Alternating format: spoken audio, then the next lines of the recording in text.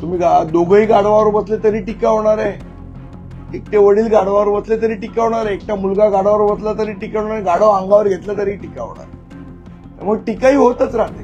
Trip arrange करा, आम्ही तिथे येऊ. कारण शेवट पर्यटनाला चालना मिळणं म्हणजे जो दहशतवाद्यांचा मनसुबा आहे की या सगळ्यामध्ये पर्यटन खराब झालं पाहिजे. काश्मीरचे लोक बेरोजगार झाले पाहिजे, जेणेकरून ते पुन्हा या दहशतवादाकडे वळतील. हा जो त्यांचा डाव आहे. पण नुसतं श्रद्धांजली वाहून नुसतं हे करून ही गोष्ट थांबणार नाहीये. कुठेतरी या दहशतवादाला उत्तर देणं गरजेचं आहे.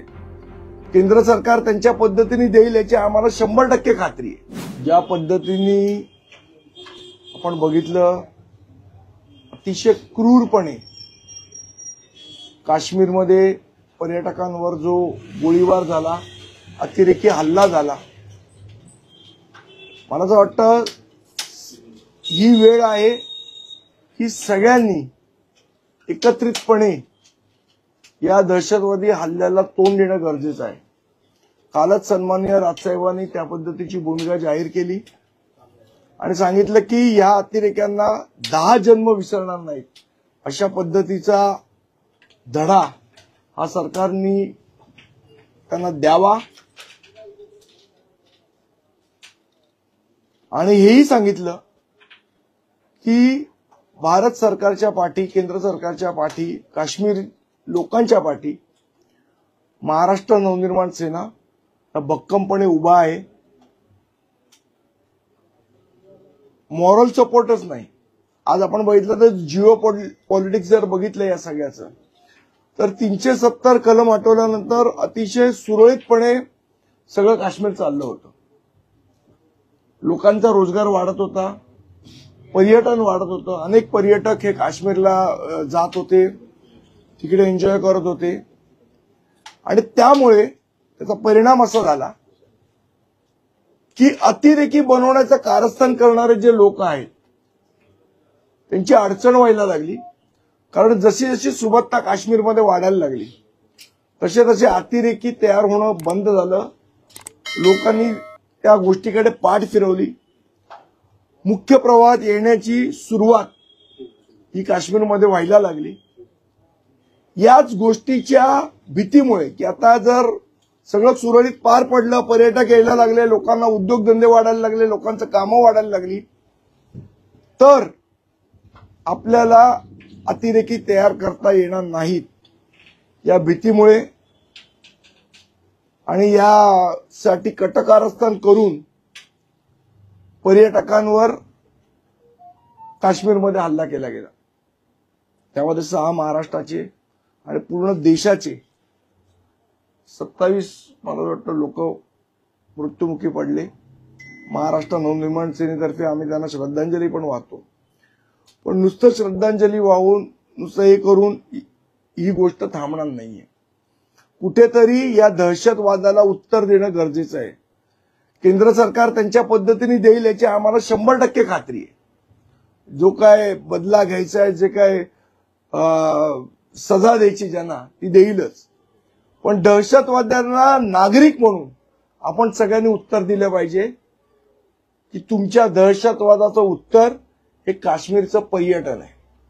आणि म्हणून मी आज आमचे मित्र राजाराणी ट्रॅव्हल्सचे ज्यांनी फार पहिल्यापासून म्हणजे जेव्हा काश्मीरमध्ये तशी परिस्थिती नव्हती तेव्हा सुद्धा त्यांनी काश्मीरच्या या सहली आयोजित केलेल्या. आम्ही त्यांना विनंती केली की आम्हाला आता काश्मीरला जायचंय. महाराष्ट्र नवनिर्माण सेनेचे पदाधिकारी आम्हाला सुद्धा काश्मीरला जायचंय.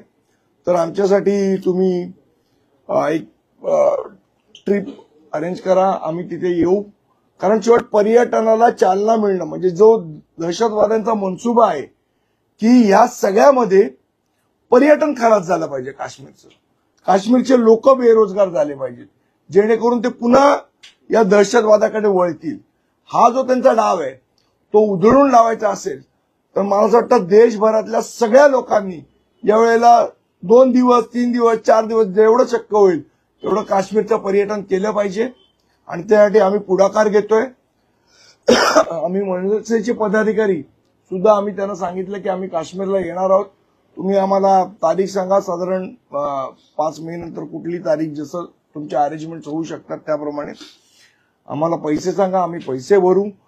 काश्मीरचं पर्यटन जगलं पाहिजे आणि दहशतवादाला उत्तर हे या पर्यटनाने आम्ही देणार आहोत. काश्मीरमध्ये जी चांगली परिस्थिती आहे ती आम्ही बिघडू देणार नाही. आमच्या काश्मीरी बांधव भगिनींच्या पाठी हा अख्खा देश ठामपणे उभा आहे.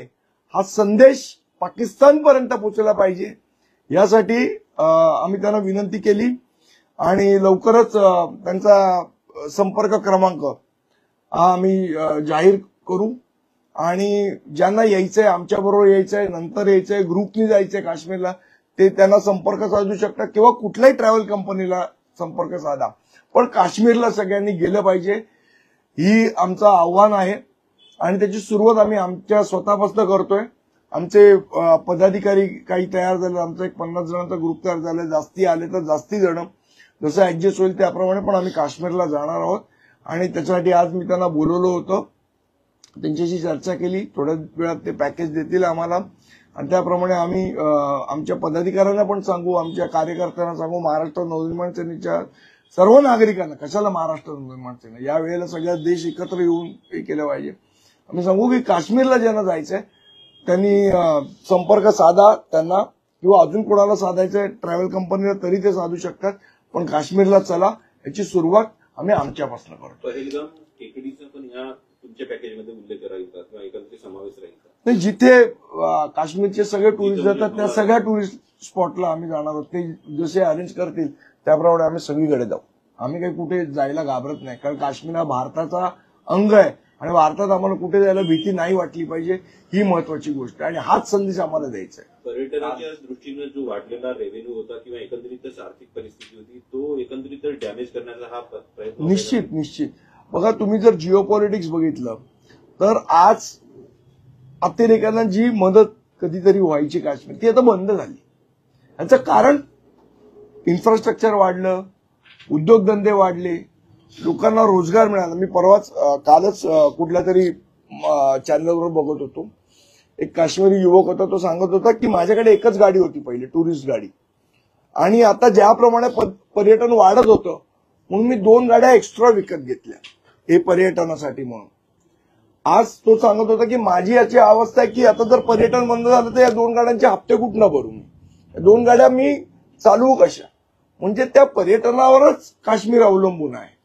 तेच बंद पाडायचा हा पाकिस्तानचा डाव आहे, अतिरेक्यांचा डाव आहे. तो डाव हाणून पाडायचा असेल तर देश म्हणून आपण एकत्र येऊन पर्यटन करायला पाहिजे आणि हे दहशतवादाचं उत्तर असेल असं मला वाटतं की कुठल्याही प्रसंगात भारतातले सगळे नागरिक एक होऊ शकतात, हा संदेश पोहोचला पाहिजे. याची सुरुवात आम्ही आमच्या वाजता. कालच्या हल्ल्यानंतर अनेक पर्यटकांनी त्यांच्या बुकिंग रद्द केलेली आहे, अनेक पर्यटकांची घट झालेली आहे असे ट्रॅव्हल एजन्सीचं म्हणणं आहे. तर म्हणूनच मी त्यांना, माझी सुद्धा त्यांच्याशी काल ही चर्चा झाली आणि म्हणून आम्ही ठरवलं की जर संदेश द्यायचा असेल की तुमचा मनसुबा कामयाब होणार नाही, दहशतवादाचं उत्तर आम्ही पर्यटनाने देऊ, हा जर संदेश द्यायचा असेल तर दुसऱ्याच्या घरात छत्रपती शिवाजी महाराज जन्माला यावेत असं नाही ना, स्वतःपासून सुरुवात करायला पाहिजे.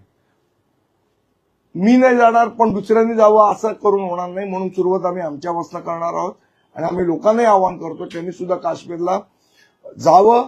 आपल्या सुरक्षा यंत्रणेवर, आपल्या सैन्यावर, आपल्या आर्मीवर, आपल्या लोकांवर, काश्मीरी आपल्या बंधू भगिनींवर विश्वास ठेवून सगळ्यांनी काश्मीरला गेलं पाहिजे, अशा प्रकारची आमची भावना आहे.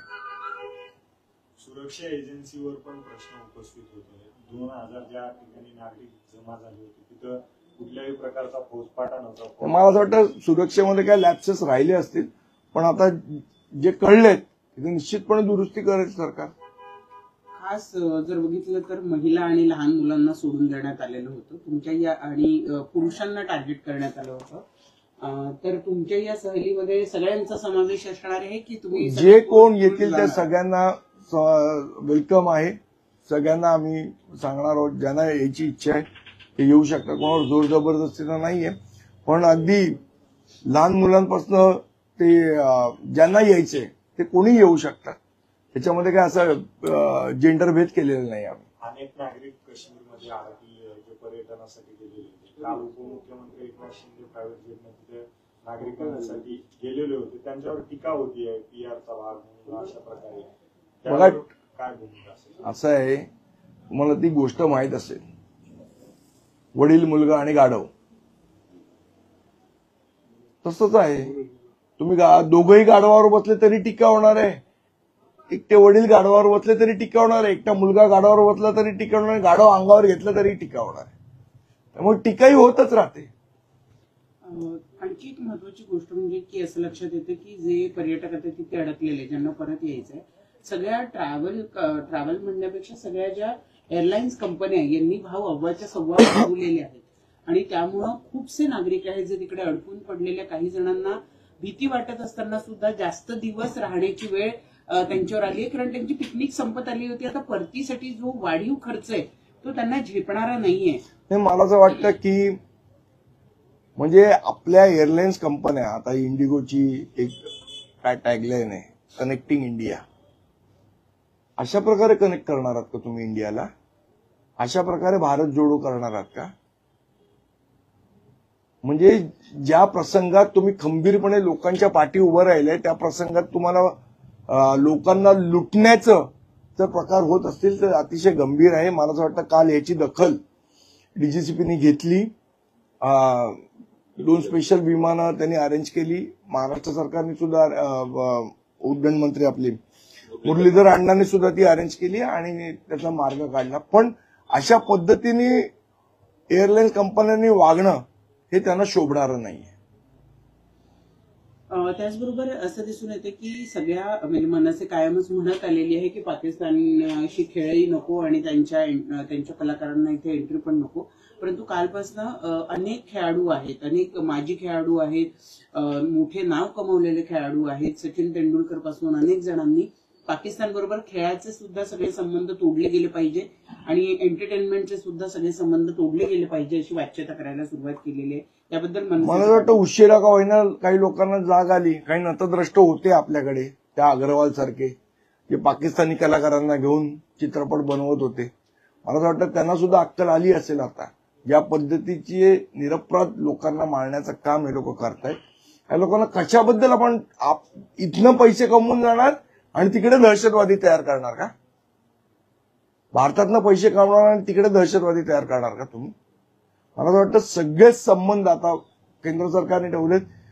आमची तर भूमिका पहिल्यापासूनच आहे की महाराष्ट्रात आम्ही पाकिस्तानी कलाकारांचे चित्रपट प्रदर्शित होऊ देणार नाही. पण ही भूमिका माझ्या मते सर्व भारतातल्या सर्व राज्यांनी घेतली पाहिजे, ही आमची विनंती आहे.